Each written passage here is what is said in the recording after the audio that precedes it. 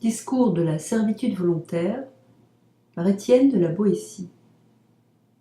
Il n'est pas bon d'avoir plusieurs maîtres, n'en ayons qu'un seul soit le maître, qu'un seul soit le roi.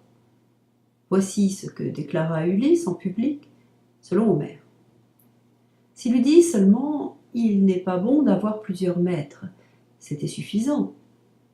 Mais au lieu d'en déduire que la domination de plusieurs ne peut être bonne, puisque la puissance d'un seul, dès qu'il prend ce titre de maître, est dure et déraisonnable, il ajoute au contraire « n'ayons qu'un seul maître ». Il faut peut-être excuser Ulysse d'avoir tenu ce langage, qui lui servait alors pour apaiser la révolte de l'armée.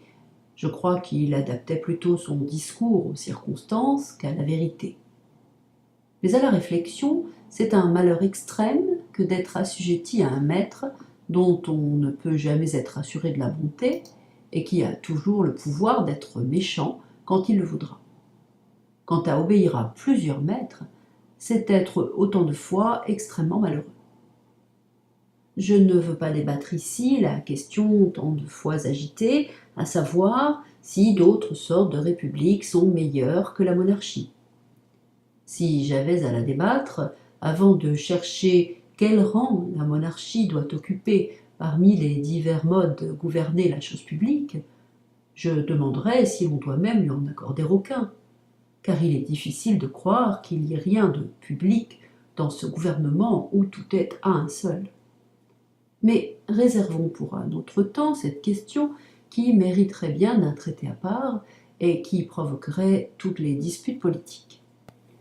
Pour le moment, je voudrais seulement comprendre comment il se peut que tant d'hommes, tant de bouts, tant de villes, tant de nations supportent quelquefois un tyran seul, qui n'a de puissance que celle qu'il lui donne, qui n'a pouvoir de leur nuire qu'autant qu'ils veulent bien l'endurer, et qui ne pourrait leur faire aucun mal s'ils n'aimaient mieux tout souffrir de lui que de le contredire.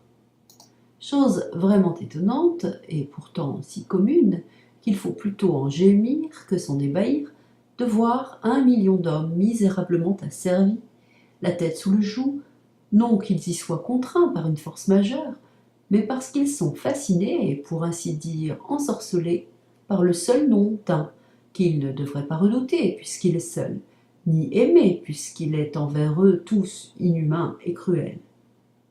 Telle est pourtant la faiblesse des hommes. Contraints à l'obéissance, obligés de temporiser, ils ne peuvent pas être toujours les plus forts. Si donc une nation, contrainte par la force des armes, est soumise au pouvoir d'un seul, comme la cité d'Athènes le fut à la domination des 30 tyrans, il ne faut pas s'étonner qu'elle serve, mais bien le déplorer. Ou plutôt ne s'en étonner ni ne s'en plaindre, mais supporter le malheur avec patience et se réserver pour un avenir meilleur. Nous sommes ainsi faits que les devoirs communs de l'amitié absorbent une bonne part de notre vie. Il est raisonnable d'aimer la vertu, d'estimer les belles actions, d'être reconnaissant pour les bienfaits reçus et de réduire souvent notre propre bien-être pour accroître l'honneur et l'avantage de ceux que nous aimons et qui méritent d'être aimés. Si donc les habitants d'un pays trouvent parmi eux un de ces hommes rares qui leur ait donné des preuves d'une grande prévoyance pour les sauvegarder, d'une grande hardiesse pour les défendre, d'une grande prudence pour les gouverner, s'ils s'habituent à la longue à lui obéir et à se fier à lui jusqu'à lui accorder une certaine suprématie, je ne sais s'il serait sage de l'enlever de là où il faisait bien pour le placer là où il pourra faire mal. Il semble en effet naturel d'avoir de la bonté pour celui qui nous a procuré du bien et de ne pas en craindre un mal. Mais, ô grand Dieu, qu'est donc cela? Comment appellerons-nous ce malheur? Quel est ce vice horrible, de voir un nombre infini d'hommes non seulement obéir, mais servir, non pas être gouvernés, mais être tyrannisés, n'ayant ni bien, ni parents, ni enfants, ni leur vie même qui soit à eux? De les voir souffrir les rapines, les paillardises, les cruautés, non d'une armée, non d'un camp barbare contre lesquels chacun devrait défendre son sang et sa vie, mais d'un seul. non d'un Hercule ou d'un Samson, mais d'un homme laid, souvent le plus lâche, le plus efféminé de la nation, qui n'a jamais flairé la poudre des batailles, ni guère foulé le sable des tournois, qui n'est pas seulement inapte à commander aux hommes, mais encore à satisfaire la moindre femmelette. Nommerons-nous cela lâcheté? Appellerons-nous vils et couards ces hommes soumis? Si deux, si trois, si quatre, sept à un seul, c'est étrange, mais toutefois possible. On pourrait peut-être dire avec raison, c'est faute de cœur. Mais si 100, si 1000 souffrent l'oppression d'un seul, dira-t-on encore qu'ils n'osent pas s'en prendre à lui, ou qu'ils ne le veulent pas, et que ce n'est pas couardise, mais plutôt méprise ou dédain? Enfin, si l'on voit non pas 100, non pas 1000 hommes, mais 100 pays, 1000 villes, 1 million d'hommes ne pas assaillir celui qui les traite tous comme autant de serfs et d'esclaves, comment qualifierons-nous cela? Est-ce lâcheté? Mais tous les vices ont des bornes qu'ils ne peuvent pas dépasser. 2 hommes, et même 10, peuvent bien en craindre un. Mais que 1000, 1 million, 1000 villes ne se défendent pas contre un seul homme, cela n'est pas couardise, elle ne va pas jusque-là, de même que la vaillance n'exige pas qu'un seul homme escalade une forteresse, attaque une armée, conquiert un royaume. Quel vice monstrueux est donc celui-ci, qui ne mérite pas même le titre de couardise, qui ne trouve pas de nom assez laid, que la nature désavoue et que la langue refuse de nommer. Qu'on mette face à face 50 000 hommes en armes, qu'on les range en bataille, qu'ils en viennent aux mains. Les uns, libres, combattent pour leur liberté, les autres combattent pour la leur ravir. Auxquels promettrez-vous la victoire? Lesquels iront le plus courageusement au combat? Ceux qui espèrent pour récompense le maintien de leur liberté, ou ceux qui n'attendent pour salaire des coups qu'ils donnent et qu'ils reçoivent que la servitude d'autrui? Les uns ont toujours devant les yeux le bonheur de leur vie passée et l'attente d'un bien-être égal pour l'avenir. Ils pensent moins à ce qu'ils endurent le temps d'une bataille qu'à ce qu'ils endureraient, vaincus, eux, leurs enfants et toute leur postérité. Les autres n'ont pour aiguillon qu'une petite pointe de convoitise qui s'émousse soudain contre le danger et dont l'ardeur s'éteint dans le sang de leur première blessure. Aux batailles si renommées de Miltiade, de Léonidas, de Thémistocle, qui datent de 2000 ans et qui vivent encore aujourd'hui aussi fraîches dans la mémoire des livres et des hommes que si elles venaient d'être livrées hier, en Grèce, pour le bien des Grecs et pour l'exemple du monde entier, qu'est-ce qui donna à un si petit nombre de Grecs, non pas le pouvoir, mais le courage de supporter la force de tant de navires que la mer elle-même en débordait, de vaincre des nations si nombreuses que tous les soldats grecs, pris ensemble, n'auraient pas fourni assez de capitaines aux armées ennemies. Dans ces journées glorieuses, c'était moins la bataille des Grecs contre les Perses que la victoire de la liberté sur la domination, de l'affranchissement sur la convoitise. Ils sont vraiment extraordinaires, les récits de la vaillance que la liberté met au cœur de ceux qui la défendent. Mais ce qui arrive partout et tous les jours, qu'un homme seul en opprime 100 000 et les prive de leur liberté, qui pourrait le croire s'il ne faisait que l'entendre et non le voir? Et si cela n'arrivait que dans des pays étrangers, des terres lointaines et qu'on vint nous le raconter, qui ne croirait ce récit purement inventé? Or, ce tyran seul, il n'est pas besoin de le combattre, ni de l'abattre. Il est défait de lui-même, pourvu que le pays ne consente point à sa servitude. Il ne s'agit pas de lui ôter quelque chose, mais de ne rien lui donner. Pas besoin que le pays se mette en peine de faire rien pour soi, pourvu qu'il ne fasse rien contre soi. Ce sont donc les peuples eux-mêmes qui se laissent, ou plutôt qui se font malmener, puisqu'ils en seraient quittes en cessant de servir. C'est le peuple qui s'asservit et qui se coupe la gorge, qui, pouvant choisir d'être soumis ou d'être libre, repousse la liberté et prend le joug, qui consent à son mal, ou plutôt qui le recherche. S'il lui coûtait quelque chose pour recouvrer sa liberté, je ne l'empresserais pas. même si ce qu'il doit avoir le plus à cœur est de rentrer dans ses droits naturels et pour ainsi dire de bête redevenir homme. Mais je n'attends même pas de lui une si grande hardiesse. J'admets qu'il aime mieux je ne sais quelle assurance de vivre misérablement qu'un espoir douteux de vivre comme il l'entend. Mais quoi? Si pour avoir la liberté, il suffit de la désirer, s'il n'est besoin que d'un simple vouloir, se trouvera-t-il une nation au monde qui croit la payer trop cher en l'acquérant par un simple souhait? Et qui regretterait sa volonté de recouvrer un bien qu'on devrait racheter au prix du sang et dont la perte rend à tout homme d'honneur la vie amère et la mort bienfaisante? Certes, comme le feu d'une petite étincelle grandit et se renforce toujours, et plus il trouve de bois à brûler, plus il en dévore, mais il se consume et finit par s'éteindre de lui-même quand on cesse de l'alimenter.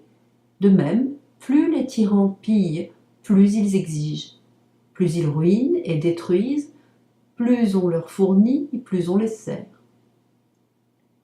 Ils se fortifient d'autant, deviennent de plus en plus frais et dispos pour tout anéantir et tout détruire. Mais si on ne leur fournit rien, si on ne leur obéit pas, sans les combattre, sans les frapper, ils restent nus et défaits et ne sont plus rien, de même que la branche, n'ayant plus de suc ni d'aliment à sa racine, devient sèche et morte. Pour acquérir le bien qu'il souhaite, l'homme hardi ne redoute aucun danger. L'homme avisé n'est rebuté par aucune peine. Seuls les lâches et les engourdis ne savent ni endurer le mal, ni recouvrer le bien qu'ils se bornent à convoiter. L'énergie d'y prétendre leur est ravie par leur propre lâcheté. Il ne leur reste que le désir naturel de le posséder. Ce désir, cette volonté commune aux sages et aux imprudents, aux courageux et aux couards, leur fait souhaiter toutes les choses dont la possession les rendrait heureux et contents. Il en est une seule que les hommes, je ne sais pourquoi, n'ont pas la force de désirer. C'est la liberté, bien si grand et si doux. Dès qu'elle est perdue, tous les maux s'ensuivent, et sans elle, tous les autres biens, corrompus par la servitude, perdent entièrement leur goût et leur saveur. La liberté, les hommes la dédaignent uniquement, semble-t-il, parce que s'ils la désiraient, ils l'auraient, comme s'ils refusaient de faire cette précieuse acquisition parce qu'elle est trop aisée. Pauvres gens misérables, peuples insensés, nations opiniâtres à votre mal et aveugles à votre bien, vous vous laissez enlever sous vos yeux le plus beau et le plus clair de votre revenu, vous laissez piller vos champs, voler et dépouiller vos maisons des vieux meubles de vos ancêtres. Vous vivez de telle sorte que rien n'est plus à vous. Il semble que vous regarderiez désormais comme un grand bonheur qu'on vous laissât seulement la moitié de vos biens, de vos familles, de vos vies. Et tous ces dégâts, ces malheurs, cette ruine ne vous viennent pas des ennemis, mais certes bien de l'ennemi, de celui-là même que vous avez fait ce qu'il est, de celui pour qui vous allez si courageusement à la guerre, et pour la grandeur duquel vous ne refusez pas de vous offrir vous-même à la mort. Ce maître n'a pourtant que 2 yeux, 2 mains, un corps, et rien de plus que n'a le dernier des habitants du nombre infini de nos villes. Ce qu'il a de plus, ce sont les moyens que vous lui fournissez pour vous détruire. D'où tire-t-il tous ces yeux qui vous épient, si ce n'est de vous? Comment a-t-il tant de mains pour vous frapper s'il ne vous les emprunte? Les pieds dont il foule vos cités ne sont-ils pas aussi les vôtres? A-t-il pouvoir sur vous qui ne soit de vous-même? Comment oserait-il vous assaillir s'il n'était d'intelligence avec vous? Quel mal pourrait-il vous faire si vous n'étiez les receleurs du larron qui vous pille, les complices du meurtrier qui vous tue et les traîtres de vous-même? Vous semez vos champs pour qu'il les dévaste, vous meublez et remplissez vos maisons pour fournir ses pilleries, vous élevez vos filles afin qu'ils puissent assouvir sa luxure, vous nourrissez vos enfants pour qu'il en fasse des soldats dans le meilleur des cas, pour qu'il les mène à la guerre, à la boucherie, pour qu'il les rende ministres de ses convoitises et exécuteurs de ses vengeances. Vous vous usez à la peine afin qu'il puisse se mignarder dans ses délices et se vautrer dans ses sales plaisirs. Vous vous affaiblissez afin qu'il soit plus fort et qu'il vous tienne plus rudement la bride plus courte. Et de tant d'indignité que les bêtes elles-mêmes ne supporteraient pas si elles les sentaient, vous pourriez vous délivrer si vous essayiez, même pas de vous délivrer, seulement de le vouloir. Soyez résolus à ne plus servir, et vous voilà libre. Je ne vous demande pas de le pousser, de l'ébranler, mais seulement de ne plus le soutenir, et vous le verrez, tel un grand colosse dont on a brisé la base, fondre sous son poids et se rompre. Les médecins conseillent justement de ne pas chercher à guérir les plaies incurables, et peut-être ai-je tort de vouloir ainsi exhorter un peuple qui semble avoir perdu depuis longtemps toute connaissance de son mal, ce qui montre assez que sa maladie est mortelle. Cherchons donc à comprendre, si c'est possible, comment cette opiniâtre volonté de servir s'est enracinée si profond qu'on croirait que l'amour même de la liberté n'est pas si naturel. Il est hors de doute, je crois, que si nous vivions avec les droits que nous tenons de la nature, et d'après les préceptes qu'elle nous enseigne, nous serions naturellement soumis à nos parents, sujets de la raison, sans être esclaves de personne. Chacun de nous reconnaît en soi, tout naturellement, l'impulsion de l'obéissance envers ses pères et mères. Quant à savoir si la raison est en nous innée ou non, question débattue amplement par les académies et agitée par toute l'école des philosophes, je ne pense pas errer en disant qu'il y a dans notre âme un germe naturel de raison. Développé par les bons conseils et les bons exemples, ce germe s'épanouit en vertu, mais il avorte souvent, étouffé par les vices qui surviennent. Ce qu'il y a de clair et d'évident, que personne ne peut ignorer, c'est que la nature, ministre de Dieu, gouvernante des hommes, nous a tous créés et coulés en quelque sorte dans le même moule, pour nous montrer que nous sommes tous égaux, ou plutôt frères. Et si, dans le partage qu'elle a fait de ses dons, elle a prodigué quelques avantages de corps ou d'esprit aux uns plus qu'aux autres, elle n'a cependant pas voulu nous mettre en ce monde comme sur un champ de bataille, et n'a pas envoyé ici-bas les plus forts ou les plus adroits comme des brigands armés dans une forêt pour y malmener les plus faibles. Croyons plutôt qu'en faisant ainsi des parts plus grandes aux uns, plus petites aux autres, elle a voulu faire naître en eux l'affection fraternelle et les mettre à même de la pratiquer, puisque les uns ont la puissance de porter secours, tandis que les autres ont besoin de recevoir. Donc, puisque cette bonne mère nous a donné à tous toute la terre pour demeure, puisqu'elle nous a tous logés dans la même maison, nous a tous formés sur le même modèle, afin que chacun puisse se regarder et quasiment se reconnaître dans l'autre, comme dans un miroir, puisqu'elle nous a fait à tous ce beau présent de la voix et de la parole, pour mieux nous rencontrer et fraterniser, et pour produire, par la communication et l'échange de nos pensées, la communion de nos volontés, puisqu'elle a cherché par tous les moyens à faire et à resserrer le nœud de notre alliance, de notre société, puisqu'elle a montré en toutes choses qu'elle ne nous voulait pas seulement unis, mais tel un seul être. Comment douter alors que nous ne soyons pas naturellement libres, puisque nous sommes tous égaux? Il ne peut entrer dans l'esprit de personne que la nature ait mis quiconque en servitude, puisqu'elle nous a tous mis en compagnie. À vrai dire, il est bien inutile de se demander si la liberté est naturelle, puisqu'on ne peut tenir aucun être en servitude sans lui faire tort. Il n'y a rien au monde de plus contraire à la nature, toute raisonnable, que l'injustice. La liberté est donc naturelle. C'est pourquoi, à mon avis, nous ne sommes pas seulement nés avec elle, mais aussi avec la passion de la défendre.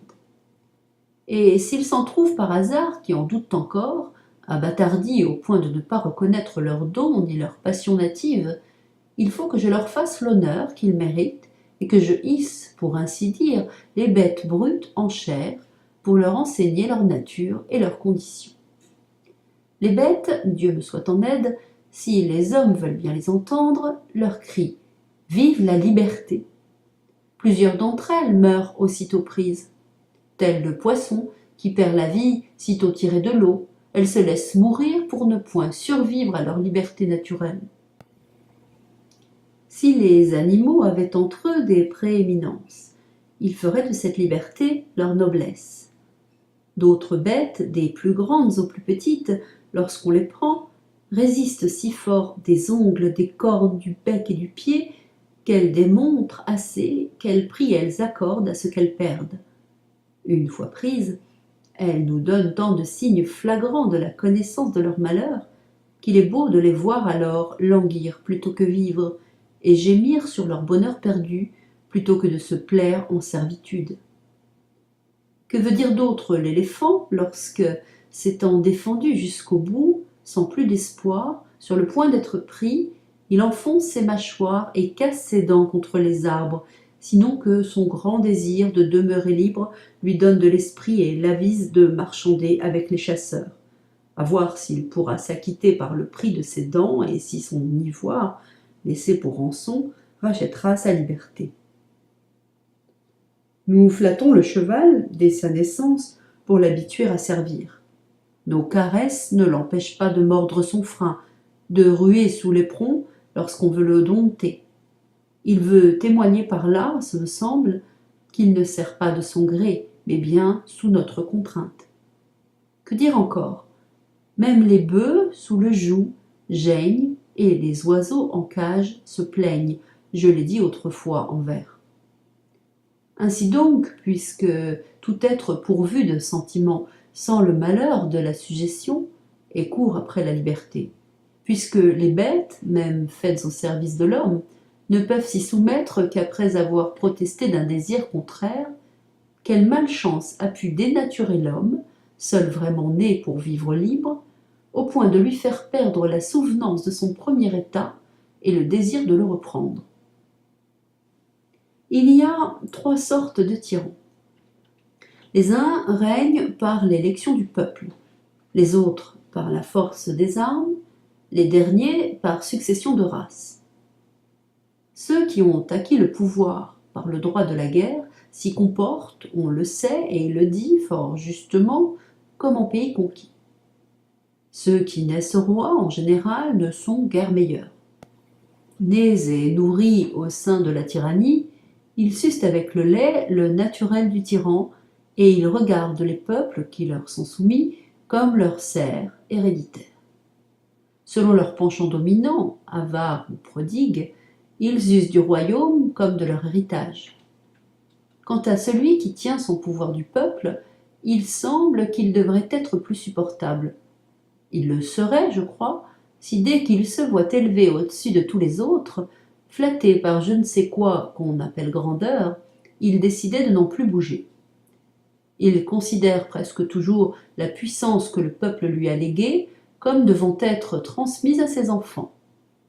Or, dès que ceux-ci ont adapté cette opinion, il est étrange de voir combien ils surpassent en toutes sortes de vices, et même en cruauté, tous les autres tyrans. Ils ne trouvent pas meilleur moyen pour assurer leur nouvelle tyrannie que de renforcer la servitude et d'écarter si bien les idées de liberté de l'esprit de leurs sujets que, pour récent qu'en soit le souvenir, ils s'effacent bientôt de leur mémoire. Pour dire vrai, je vois bien entre ces tyrans quelques différences, mais de choix, je n'en vois pas. Car s'ils arrivent au trône par des moyens divers, leur manière de règne est toujours à peu près la même. Ceux qui sont élus par le peuple le traitent comme un taureau à dompter, les conquérants comme leur proie, les successeurs comme un troupeau d'esclaves qui leur appartient par nature. Je poserai cette question. Si par hasard il naissait aujourd'hui quelques gens tout neufs, ni accoutumés à la sujétion, ni à friander à la liberté, ignorant jusqu'au nom de l'une et de l'autre, et qu'on leur proposât d'être sujets ou de vivre libres, quel serait leur choix? Sans aucun doute, ils préféreraient de beaucoup obéir à la seule raison que de servir un homme, à moins qu'ils ne soient comme ces gens d'Israël, qui, sans besoin ni contrainte, se donnèrent un tyran. Je ne lis jamais leur histoire sans en éprouver un dépit extrême qui me porterait presque à être inhumain, jusqu'à me réjouir de tous les maux qui leur advinrent. Car pour que les hommes tant qu'ils sont des hommes, se laissent assujettir, il faut de deux choses l'une, ou qu'ils y soient contraints, ou qu'ils soient trompés. Contraints par les armes étrangères, comme le furent Sparte et Athènes, par celles d'Alexandre, ou trompés par les factions, comme le fut le gouvernement d'Athènes, tombé auparavant aux mains de Pisistrate. Ils perdent souvent leur liberté en étant trompés, mais sont moins souvent séduits par autrui qu'ils ne se trompent eux-mêmes. Ainsi, le peuple de Syracuse, capitale de la Sicile, pressé par les guerres, ne songeant qu'au danger du moment, élut Denis Ier et lui donna le commandement de l'armée. Il ne prit garde qu'il l'avait fait aussi puissant que lorsque ce malin, entrant victorieux comme s'il eût vaincu ses concitoyens plutôt que ses ennemis, se fit d'abord capitaine, puis roi, et de roi tyran. Il est incroyable de voir comme le peuple, dès qu'il est assujetti, tombe soudain dans un si profond oubli de sa liberté qu'il lui est impossible de se réveiller pour la reconquérir. Il sert si bien et si volontiers qu'on dirait à le voir qu'il n'a pas seulement perdu sa liberté, mais bien gagné sa servitude. Il est vrai qu'au commencement, on sert contraint et vaincu par la force. Mais les successeurs servent sans regret et font volontiers ce que leurs devanciers avaient fait par contrainte. Les hommes nés sous le joug, puis nourris et élevés dans la servitude, sans regarder plus avant, se contentent de vivre comme ils sont nés et ne pensent point avoir d'autres biens ni d'autres droits que ceux qu'ils ont trouvés. Ils prennent pour leur état de nature l'état de leur naissance. Toutefois, il n'est pas l'héritier, même prodigue ou nonchalant, qui ne porte un jour les yeux sur les registres de son père pour voir s'il jouit de tous les droits de sa succession et si l'on n'a rien entrepris contre lui ou contre son prédécesseur. Mais l'habitude, qui exerce en toute chose un si grand pouvoir sur nous, a surtout celui de nous apprendre à servir. Et, comme on le raconte de Mithridate, qui finit par s'habituer au poison, celui de nous apprendre à avaler le venin de la servitude sans le trouver amer. Nul doute que la nature nous dirige là où elle veut, bien ou mal lotis, mais il faut avouer qu'elle a moins de pouvoir sur nous que l'habitude. Si bon que soit le naturel, il se perd s'il n'est entretenu, et l'habitude nous forme toujours à sa manière, en dépit de la nature. Les semences de bien que la nature met en nous sont si menues, si frêles, qu'elles ne peuvent résister au moindre choc d'une habitude contraire. Elles s'entretiennent moins facilement qu'elles ne s'abâtardissent, et même dégénèrent, tels ces arbres fruitiers qui conservent les caractères de leur espèce tant qu'on les laisse venir, mais qui les perdent pour porter des fruits différents des leurs selon la manière dont on les greffe. Les herbes aussi ont chacune leur propriété, leur naturel, leur singularité. Pourtant, la durée, les intempéries, le sol ou la main du jardinier augmentent ou diminuent de beaucoup leurs vertus.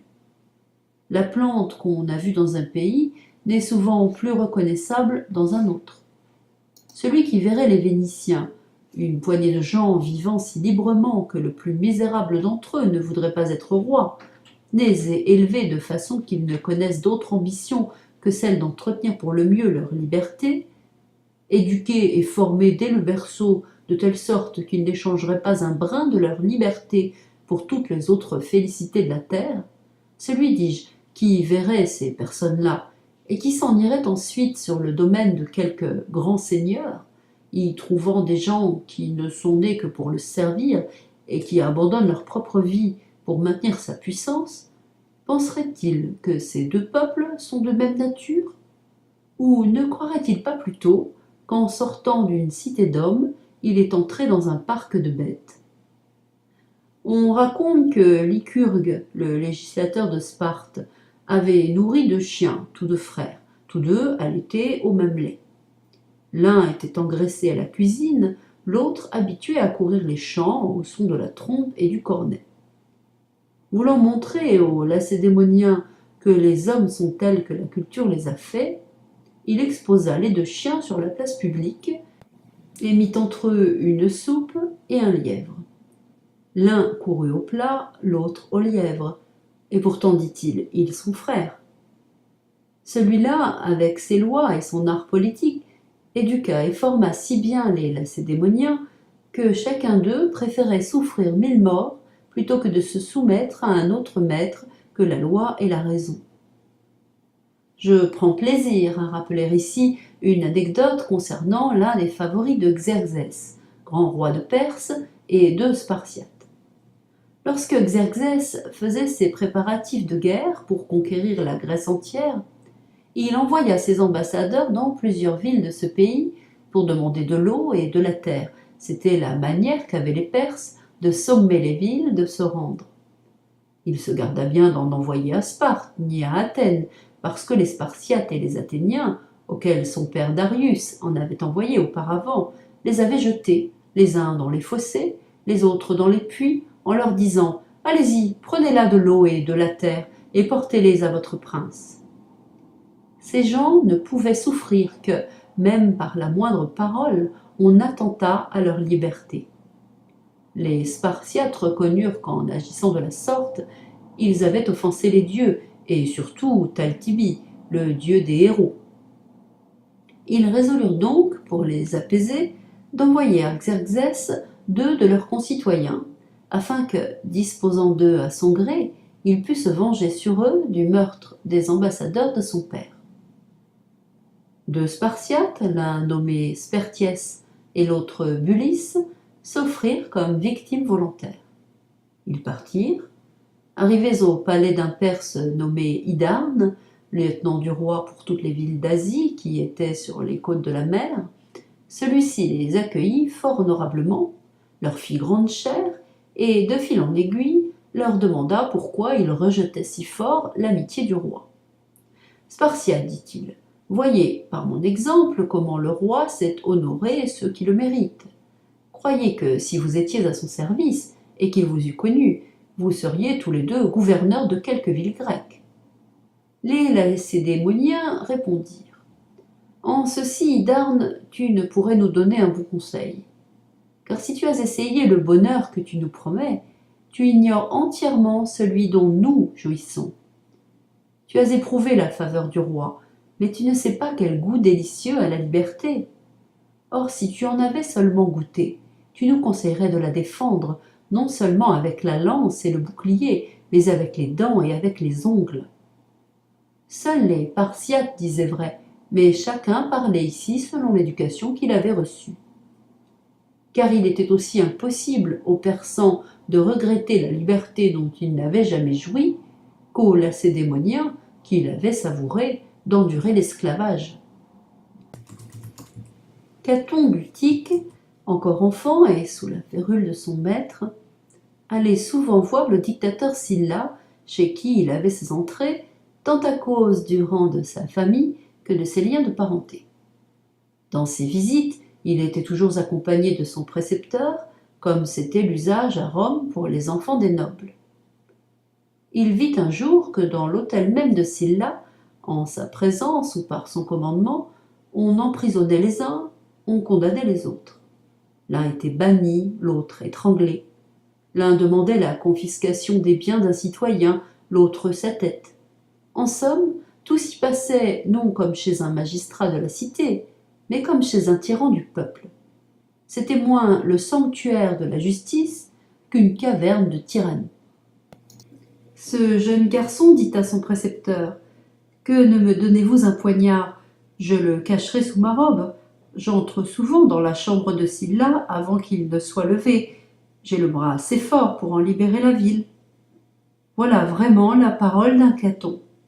Ce début d'une vie était digne de sa mort. Taisez le nom et le pays. Racontez seulement le fait tel qu'il est. Il parle de lui-même. On dira aussitôt : cet enfant était romain, né dans Rome lorsqu'elle était libre. Pourquoi dis-je ceci ? Je ne prétends certes pas que le pays et le sol n'y fassent rien, car partout et en tout lieu l'esclavage est amer aux hommes, et la liberté leur est chère. Mais il me semble qu'on doit avoir pitié de ceux qui, en naissant, se trouvent déjà sous le joug, qu'on doit les excuser ou leur pardonner si, n'ayant pas même vu l'ombre de la liberté, et n'en ayant pas entendu parler, ils ne ressentent pas le malheur d'être esclaves. S'il est des pays, comme le dit Homère de celui des Cimériens, où le soleil se montre tout différent qu'à nous, où après les avoir éclairés pendant 6 mois consécutifs, il les laisse dans l'obscurité durant les 6 autres mois, faut-il s'étonner que ceux qui naissent pendant cette longue nuit, s'ils n'ont point ouï parler de la clarté, ni jamais vu le jour, s'accoutument aux ténèbres où ils sont nés, sans désirer la lumière. On ne regrette jamais ce qu'on n'a jamais eu. Le chagrin ne vient qu'après le plaisir, et toujours, à la connaissance du malheur, se joint le souvenir de quelque joie passée.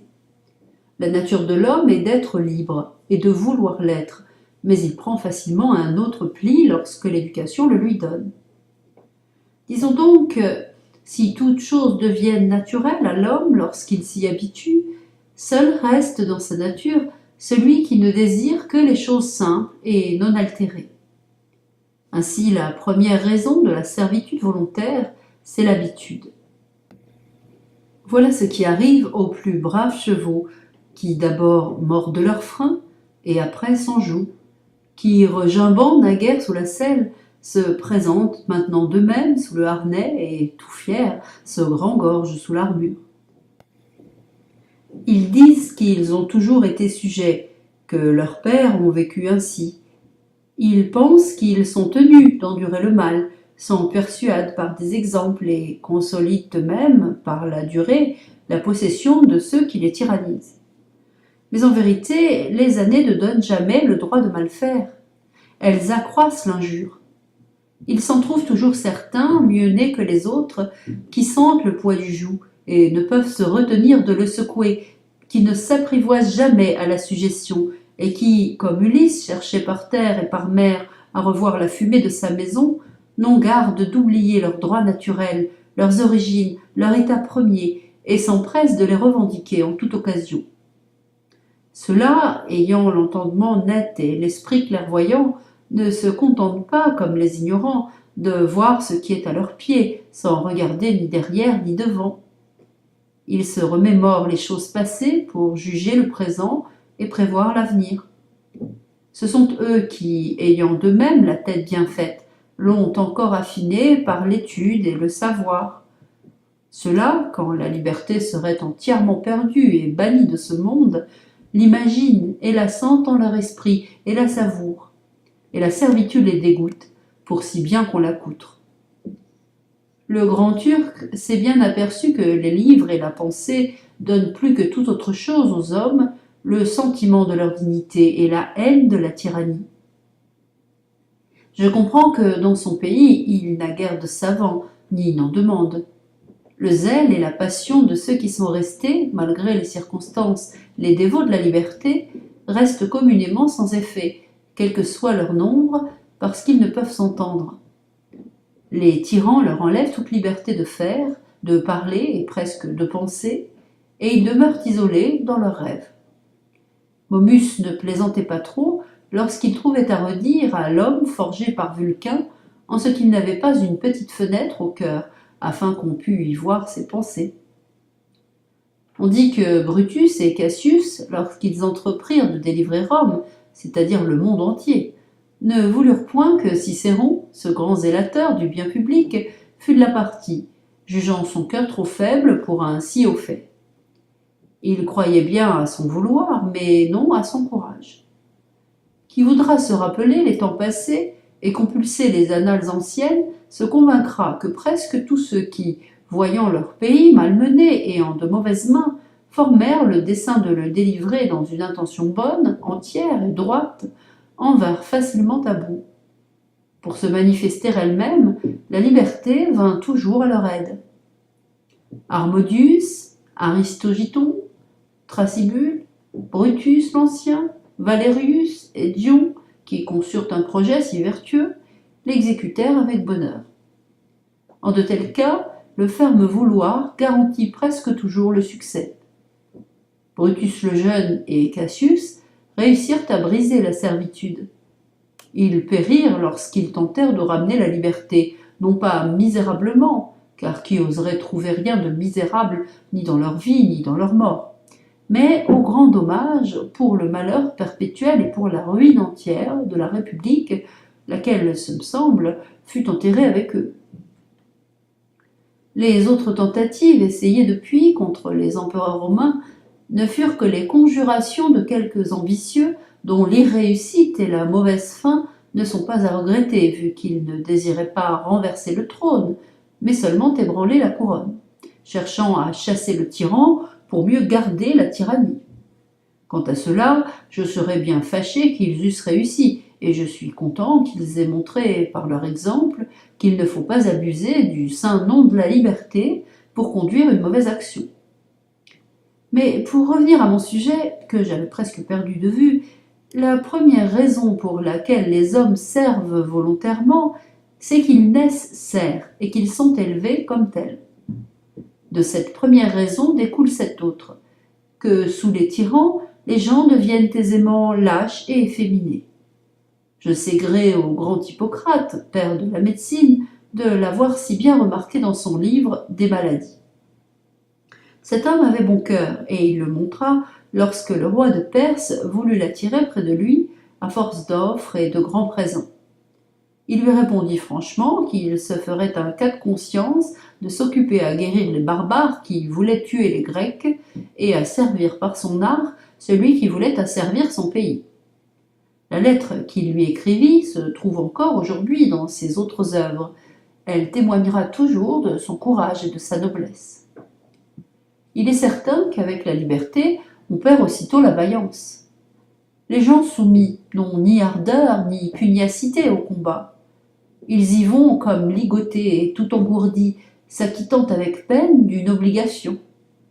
Ils ne sentent pas bouillir dans leur cœur l'ardeur de la liberté qui fait mépriser le péril et donne envie de gagner, par une belle mort auprès de ses compagnons, l'honneur et la gloire. Chez les hommes libres, au contraire, c'est à l'envie, à qui mieux, chacun pour tous et chacun pour soi. Ils savent qu'ils recueilleront une part égale au mal de la défaite ou au bien de la victoire. Mais les gens soumis, dépourvus de courage et de vivacité, ont le cœur bas et mou et sont incapables de toute grande action.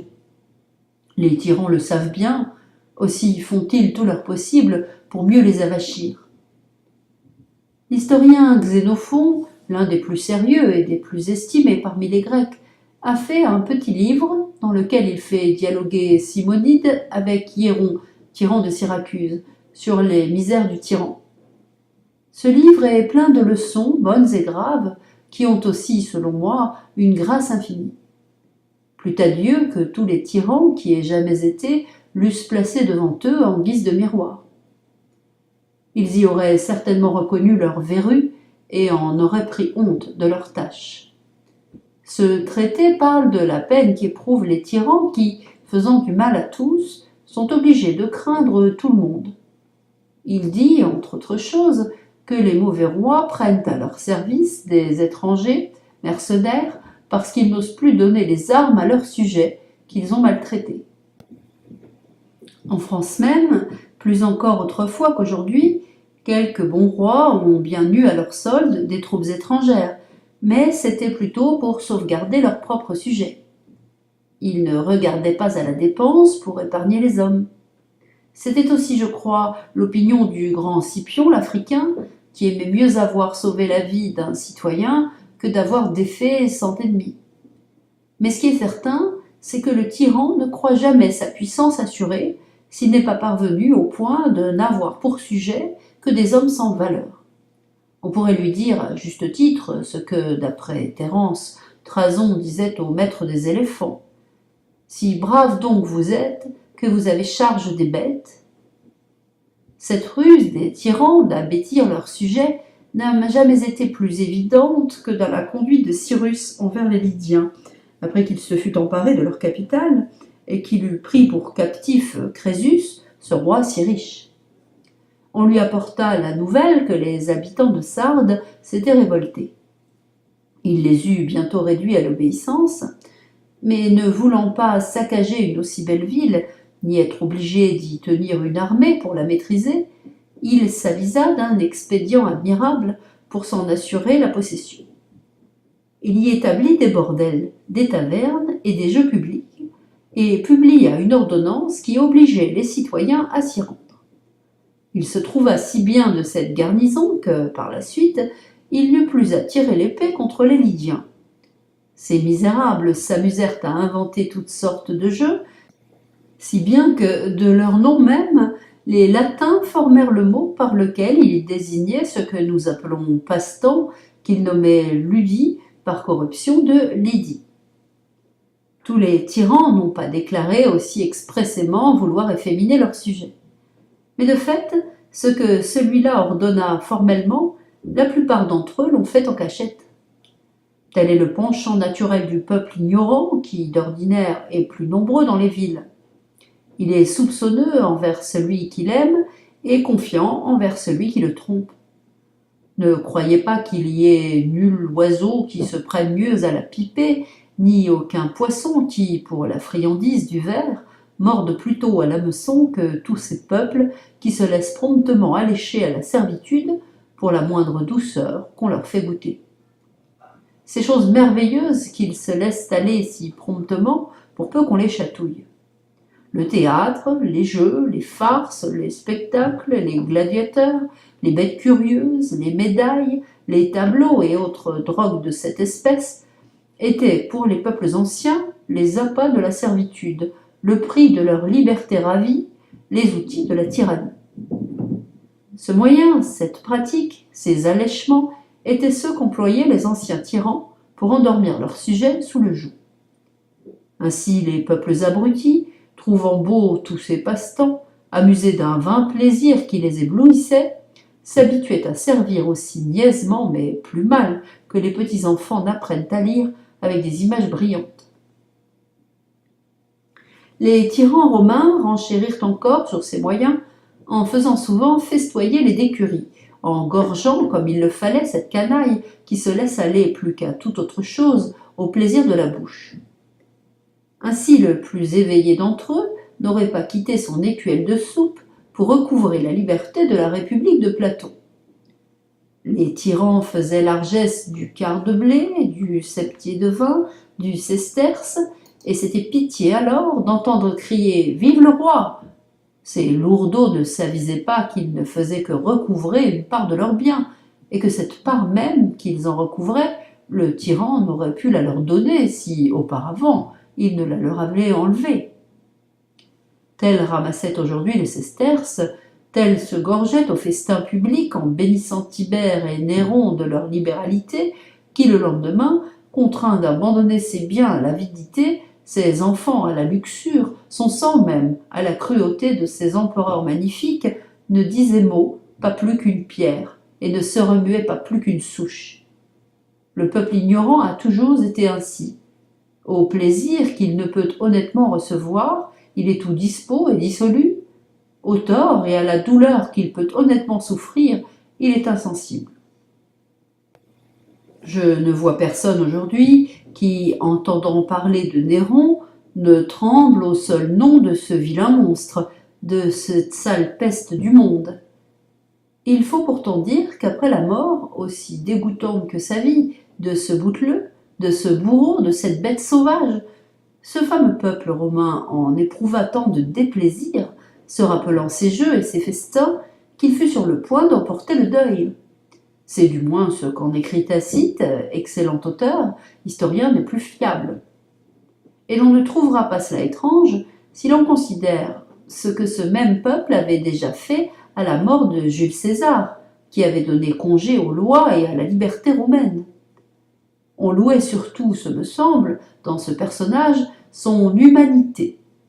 Or, elle fut plus funeste à son pays que la plus grande cruauté du plus sauvage tyran qui ait jamais vécu, car à la vérité, ce fut cette venimeuse douceur qui en miela pour le peuple romain le breuvage de la servitude. Après sa mort, ce peuple-là, qui avait encore à la bouche le goût de ses banquets et à l'esprit la mémoire de ses prodigalités, amoncela les bancs de la place publique pour lui en faire un grand bûcher d'honneur. Puis il lui éleva une colonne, comme au père du peuple, le chapiteau portait cette inscription: Enfin, il fit plus d'honneur à ce mort qu'il n'aurait dû en faire à un vivant, et d'abord à ceux qui l'avaient tué. Les empereurs romains n'oubliaient surtout pas de prendre le titre de tribun du peuple, parce que cet office était tenu pour saint et sacré. Établi pour la défense et la protection du peuple, il jouissait d'une haute faveur dans l'État. Il s'assurait par ce moyen que le peuple se fierait mieux à eux, comme s'il lui suffisait d'entendre ce nom sans avoir besoin d'en sentir les effets. Mais ils ne le font guère mieux ceux d'aujourd'hui qui, avant de commettre leurs crimes les plus graves, les font toujours précéder de quelques jolis discours sur le bien public et le soulagement des malheureux. On connaît la formule dont ils font si finement usage, mais peut-on parler de finesse là où il y a tant d'impudence?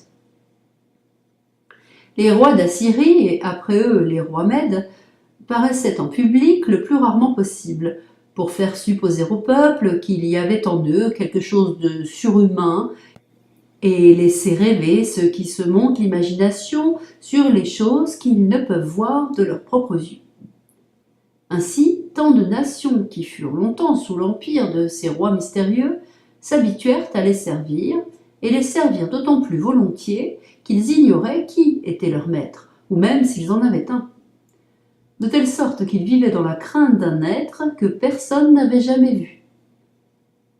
Les premiers rois d'Égypte ne se montraient guère sans porter tantôt une branche, tantôt du feu sur la tête. Ils se masquaient et jouaient au battleur, inspirant par ces formes étranges respect et admiration à leur sujet, qui, s'ils n'avaient pas été aussi stupides ou soumis, auraient dû s'en moquer et en rire.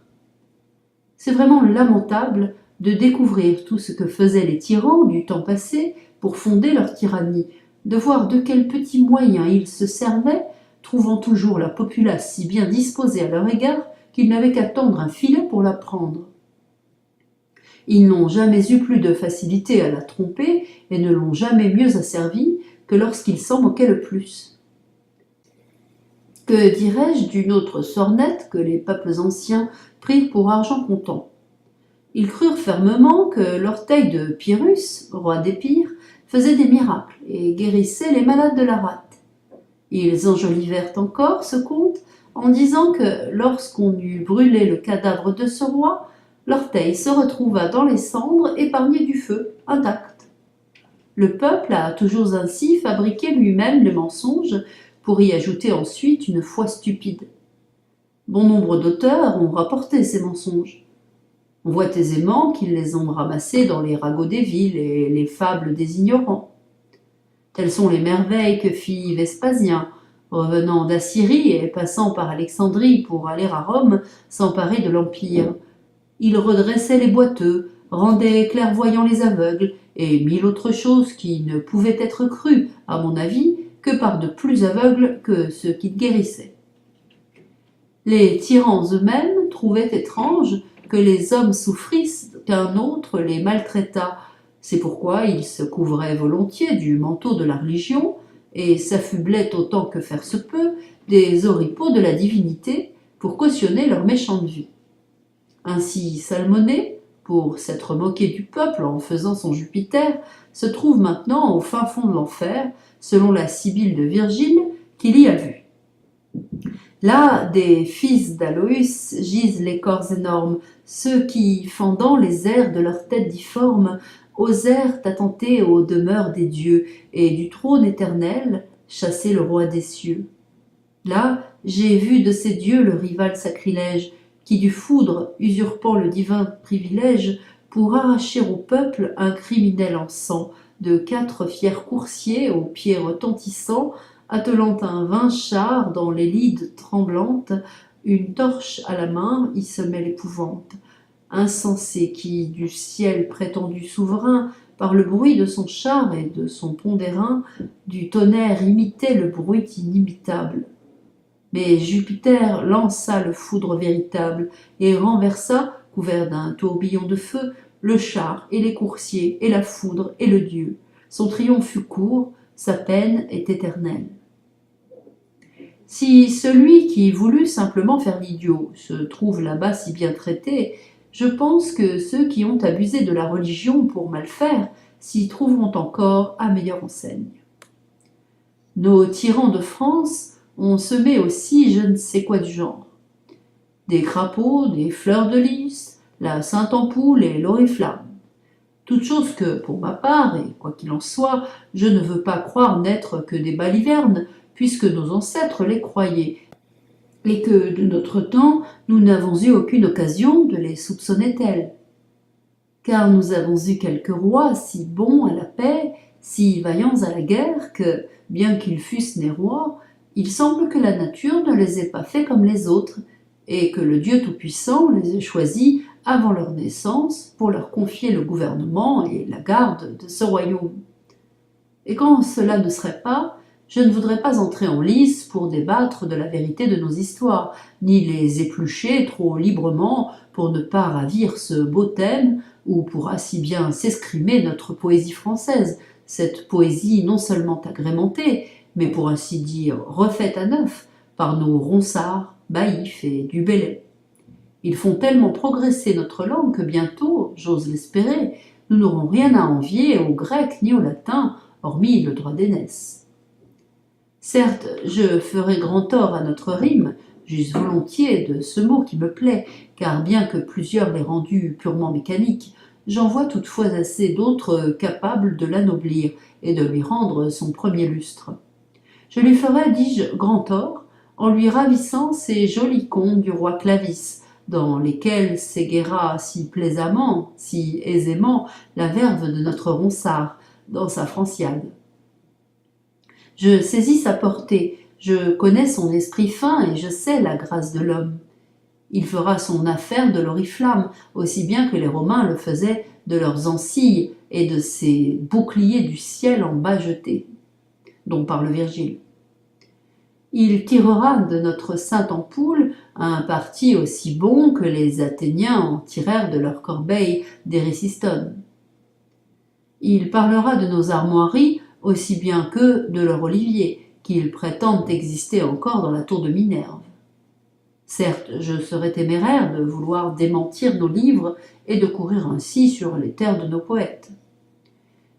Mais pour revenir à mon sujet, dont je me suis éloigné je ne sais trop comment, n'est-il pas clair que les tyrans, pour s'affermir, se sont efforcés d'habituer le peuple non seulement à l'obéissance et à la servitude, mais encore à leur dévotion. Tout ce que j'ai dit jusqu'ici des moyens employés par les tyrans pour asservir n'est exercé que sur le petit peuple ignorant. J'en arrive maintenant à un point qui est, selon moi, le ressort et le secret de la domination, le soutien et le fondement de toute tyrannie. Celui qui penserait que les hallebardes, les gardes et le guet garantissent les tyrans se tromperait fort. Ils s'en servent, je crois, par forme et pour épouvantail, plus qu'il ne s'y fie. Les archers barrent l'entrée des palais aux malhabiles, qui n'ont aucun moyen de nuire, non aux audacieux bien armés. On voit aisément que, parmi les empereurs romains, moins nombreux sont ceux qui échappèrent au danger grâce au secours de leurs archers qu'il n'y en eut de tués par ces archers mêmes. Ce ne sont pas les bandes de gens à cheval, les compagnies de fantassins, ce ne sont pas les armes qui défendent un tyran, mais toujours, on aura peine à le croire d'abord, quoique ce soit l'exacte vérité, 4 ou 5 hommes qui le soutiennent et qui lui soumettent tout le pays. Il en a toujours été ainsi. 5 ou 6 ont eu l'oreille du tyran et s'en sont approchés d'eux-mêmes, ou bien ils ont été appelés par lui pour être les complices de ses cruautés, les compagnons de ses plaisirs, les maquereaux de ses voluptés et les bénéficiaires de ses rapines. Ces 6 dressent si bien leur chef qu'il en devient méchant envers la société, non seulement de sa propre méchanceté, mais encore des leurs. Ces 6 en ont sous eux 600, qu'ils corrompent autant qu'ils ont corrompu le tyran. Ces 600 en tiennent sous leur dépendance 6000, qu'ils élèvent en dignité. Ils leur font donner le gouvernement des provinces, ou le maniement des deniers, afin de les tenir par leur avidité ou par leur cruauté, afin qu'ils les exercent à point nommé, et fassent d'ailleurs tant de mal qu'ils ne puissent se maintenir que sous leur ombre, qu'ils ne puissent s'exempter des lois et des peines que grâce à leur protection. Grande est la série de ceux qui les suivent, et qui voudra en dévider le fil verra que non pas 6 000, mais 100 000 et des millions tiennent aux tyrans par cette chaîne ininterrompue qui les soude et les attache à lui, comme Homère le fait dire à Jupiter qui se targue en tirant une telle chaîne d'amener à lui tous les dieux. De là venait l'accroissement du pouvoir du Sénat sous Jules César, l'établissement de nouvelles fonctions, l'institution de nouveaux offices, non certes pour réorganiser la justice, mais pour donner de nouveaux soutiens à la tyrannie. En somme, par les gains et les faveurs qu'on reçoit des tyrans, on en arrive à ce point qu'ils se trouvent presque aussi nombreux, ceux auxquels la tyrannie profite, que ceux auxquels la liberté plairait. Au dire des médecins, bien que rien ne paraisse changer dans notre corps, dès que quelque tumeur se manifeste en un seul endroit, toutes les humeurs se portent vers cette partie véreuse. De même, dès qu'un roi s'est déclaré tyran, tout le mauvais, toute la lie du royaume, je ne dis pas un tas de petits friponneaux et de faquins qui ne peuvent faire ni mal ni bien dans un pays, mais ceux qui sont possédés d'une ambition ardente et d'une avidité notable, se groupent autour de lui et le soutiennent pour avoir part au butin et pour être, sous le grand tyran, autant de petits tyrannos. Tels sont les grands voleurs et les fameux corsaires. Les uns courent le pays, les autres pourchassent les voyageurs, les uns sont en embuscade, les autres au guet, les uns massacrent, les autres dépouillent, et bien qu'il y ait entre eux des prééminences, que les uns ne soient que des valets et les autres des chefs de bande, à la fin, il n'y en a pas un qui ne profite, sinon du butin principal, du moins de ses restes. On dit que les pirates ciliciens se rassemblèrent en un si grand nombre qu'il fallut envoyer contre eux le grand Pompée, et qu'ils attirèrent à leur alliance plusieurs belles et grandes villes, dans les havres desquelles, en revenant de leur course, ils se mettaient en sûreté, leur donnant en échange une part des pillages qu'elles avaient recélés. C'est ainsi que le tyran asservit les sujets les uns par les autres. Il est gardé par ceux dont il devrait se garder, s'il valait quelque chose. Mais on l'a fort bien dit, pour fendre le bois, on se fait des coins du bois même. Tels sont ses archers, ses gardes, ses hallebardiers. Non que ceux-ci n'en souffrent souvent eux-mêmes, mais ces misérables abandonnés de Dieu et des hommes se contentent d'endurer le mal et d'en faire, non à celui qui leur en fait, mais bien à ceux qui, comme eux, l'endurent et n'y peuvent mettre. Quand je pense à ces gens qui flattent le tyran pour exploiter sa tyrannie et la servitude du peuple, je suis presque aussi souvent ébahi de leur méchanceté qu'apitoyé de leur sottise. Car à vrai dire, s'approcher du tyran, est-ce autre chose que s'éloigner de sa liberté et pour ainsi dire embrasser et serrer à deux mains sa servitude? Qu'ils mettent un moment à part leur ambition, qu'ils se dégagent un peu de leur avidité, et puis qu'ils se regardent, qu'ils se considèrent eux-mêmes. Ils verront clairement que ces villageois, ces paysans qu'ils foulent aux pieds et qu'ils traitent comme des forçats ou des esclaves, ils verront, dis-je, que ceux-là, si malmenés, sont plus heureux qu'eux, et en quelque sorte plus libres. Le laboureur et l'artisan, pour asservi qu'il soit, en sont quittes en obéissant. Mais le tyran voit ceux qui l'entourent coquinant et mendiant sa faveur. Il ne faut pas seulement qu'il fasse ce qu'il ordonne, mais aussi qu'il pense ce qu'il veut, et souvent même, pour le satisfaire, qu'il prévienne ses propres désirs. Ce n'est pas le tout de lui obéir, il faut encore lui complaire. Il faut qu'il se rompe, se tourmente, se tue à traiter ses affaires, et puisqu'il ne se plaise qu'à son plaisir, qu'il sacrifie leur goût au sien, qu'il force leur tempérament et dépouille leur naturel. Il faut qu'il soit attentif à ses paroles, à sa voix, à ses regards, à ses gestes. Que leurs yeux, leurs pieds, leurs mains soient continuellement occupés à épier ses volontés et à deviner ses pensées. Est-ce là vivre heureux? Est-ce même vivre? Est-il rien au monde de plus insupportable que cet état, je ne dis pas pour tout homme de cœur, mais encore pour celui qui n'a que le simple bon sens, ou même figure d'homme? Quelle condition est plus misérable que celle de vivre ainsi, n'ayant rien à soi et tenant d'un autre son aise, sa liberté, son corps et sa vie. Mais ils veulent servir pour amasser des biens, comme s'ils pouvaient rien gagner qui fût à eux, puisqu'ils ne peuvent même pas dire qu'ils sont à eux-mêmes. Et comme si quelqu'un pouvait avoir quelque chose à soi sous un tyran, ils veulent se rendre possesseurs de biens, oubliant que ce sont eux qui lui donnent la force de ravir tout à tous et de ne rien laisser qu'on puisse dire être à sa personne. Ils voient pourtant que ce sont les biens qui rendent les hommes dépendants de sa cruauté, qu'il n'y a aucun crime plus digne de mort, selon lui, que l'avantage d'autrui, qu'il n'aime que les richesses et ne s'attaque qu'aux riches. Ceux-là viennent cependant se présenter à lui comme des moutons devant le boucher, pleins et bien repus comme pour lui faire envie. Ses favoris devraient moins se souvenir de ceux qui ont gagné beaucoup auprès des tyrans que de ceux qui, s'étant gorgés quelque temps, y ont perdu peu après les biens et la vie. Ils devraient moins songer au grand nombre de ceux qui y ont acquis des richesses qu'au petit nombre de ceux qui les ont conservées. Qu'on parcourt toutes les histoires anciennes et qu'on rappelle toutes celles dont nous nous souvenons, on verra combien nombreux sont ceux qui, arrivés par de mauvais moyens jusqu'à l'oreille des princes, soit en flattant leur mauvais penchant, soit en abusant de leur naïveté, ont fini par être écrasés par ces mêmes princes qui avaient mis autant de facilité à les élever que d'inconstance à les défendre.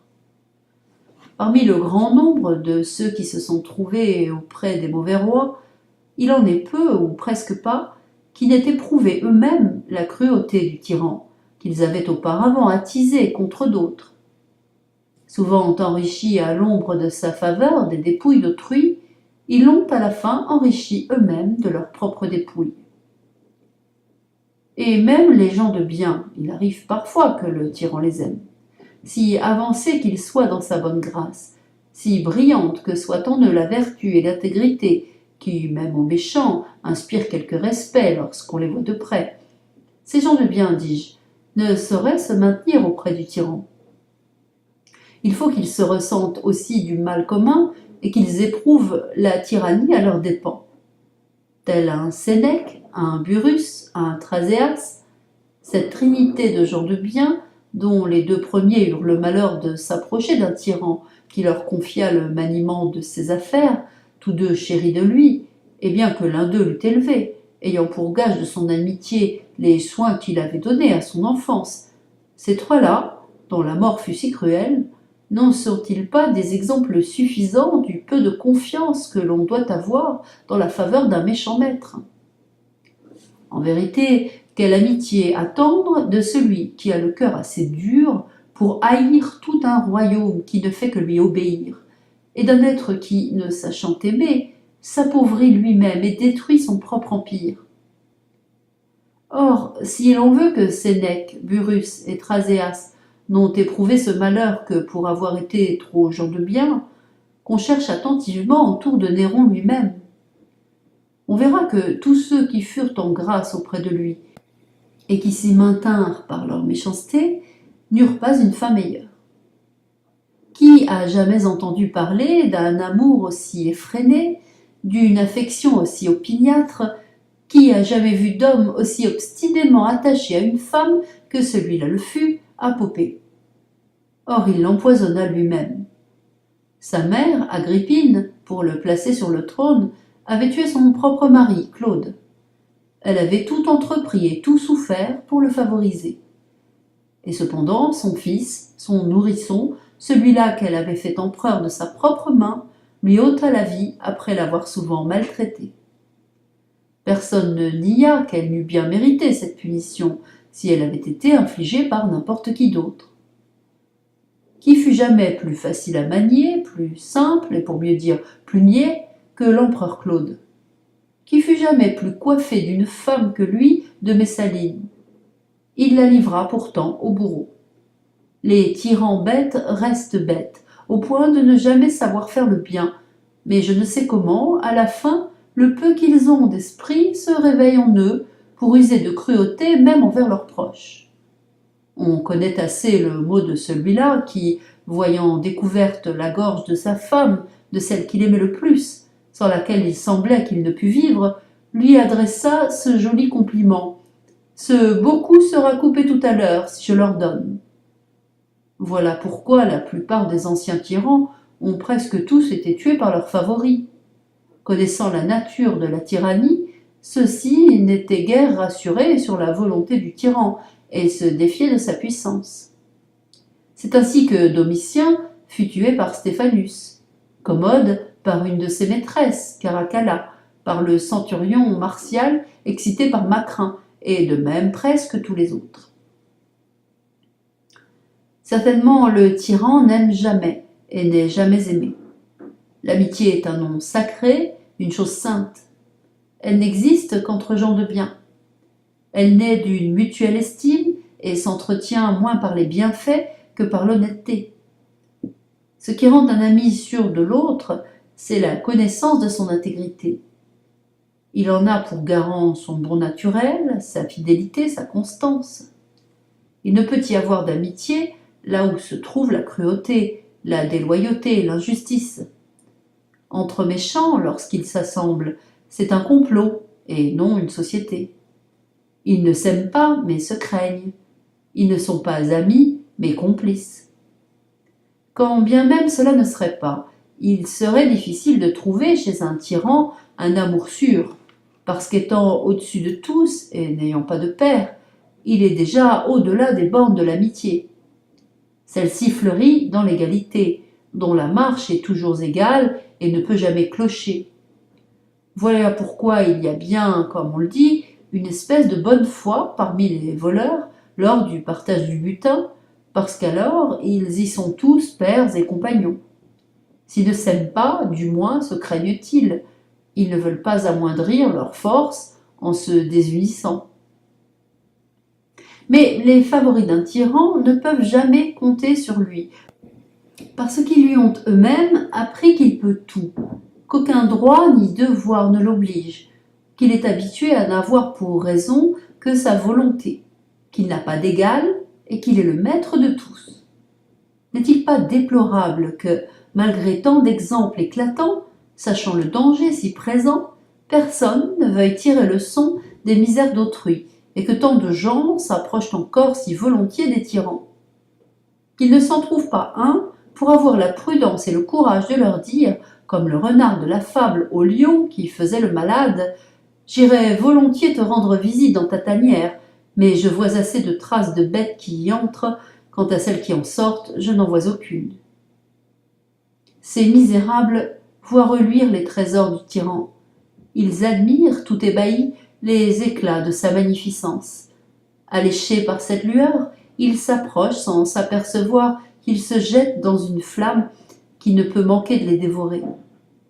Ainsi le satyre imprudent de la fable, voyant briller le feu ravi par Prométhée, le trouva si beau qu'il alla le baiser et s'y brûla. Ainsi le papillon qui, espérant jouir de quelque plaisir, se jette au feu parce qu'il le voit briller, éprouve bientôt, comme dit Lucain, qu'il a aussi le pouvoir de brûler. Mais supposons encore que ces mignons échappent aux mains de celui qu'ils servent. Ils ne se sauvent jamais de celles du roi qui lui succède. S'il est bon, il leur faut alors rendre des comptes et se soumettre à la raison. S'il est mauvais, comme leur ancien maître, il ne peut manquer d'avoir aussi ses favoris qui, d'ordinaire, non contents de prendre leur place, leur arrachent aussi le plus souvent leurs biens et leur vie. Se peut-il donc qu'il se trouve quelqu'un qui, face à un tel péril, et avec si peu de garantie, veuille prendre une position si malheureuse et servir avec tant de souffrance un maître aussi dangereux? Quelle peine, quel martyre, grand Dieu! Être occupé nuit et jour à plaire à un homme et se méfier de lui plus que de tout autre au monde. Avoir toujours l'œil aux aguets, l'oreille aux écoutes, pour épier d'où viendra le coup, pour découvrir les embûches, pour tâter la mine de ses concurrents, pour deviner le traître. Sourire à chacun et se méfier de tous, n'avoir ni ennemi ouvert, ni ami assuré, montrer toujours un visage riant quand le cœur est transi, ne pas pouvoir être joyeux ni oser être triste. Il est vraiment plaisant de considérer ce qui leur revient de ce grand tourment et de voir le bien qu'ils peuvent attendre de leur peine et de leur vie misérable. Ce n'est pas le tyran que le peuple accuse du mal qu'il souffre, mais bien ceux qui le gouvernent. Ceux-là, les peuples, les nations, tous à l'envi jusqu'aux paysans, jusqu'aux laboureurs, connaissent leur nom, décomptent leurs vices. Ils amassent sur eux 1000 outrages, 1000 insultes, 1000 jurons. Toutes les prières, toutes les malédictions sont contre eux. Tous les malheurs, toutes les pestes, toutes les famines leur sont comptées. Et si l'on fait parfois semblant de leur rendre hommage, dans le même temps on les maudit du fond du cœur et on les tient plus en horreur que des bêtes sauvages. Voilà la gloire, voilà l'honneur qu'ils recueillent de leur service auprès des gens qui, s'ils pouvaient avoir chacun un morceau de leur corps, ne s'estimeraient pas encore satisfaits, ni même à demi consolés de leur souffrance. Même après leur mort, leurs survivants n'ont de cesse que le nom de ces manches peuples ne soit morci de l'encre de 1000 plumes et leur réputation déchirée dans 1000 livres. Même leurs os sont, pour ainsi dire, traînés dans la boue par la postérité, comme pour les punir encore après leur mort de leur méchante vie. Apprenons donc, apprenons à bien faire. Levons les yeux vers le ciel pour notre honneur ou pour l'amour de la vertu, mieux encore pour ceux du Dieu Tout-Puissant, fidèle témoin de nos actes et juge de nos fautes. Pour moi, je pense, et ne crois pas me tromper, puisque rien n'est plus contraire à un Dieu bon et libéral que la tyrannie, qu'il réserve là-bas tout exprès pour les tyrans et leurs complices quelques peines particulières.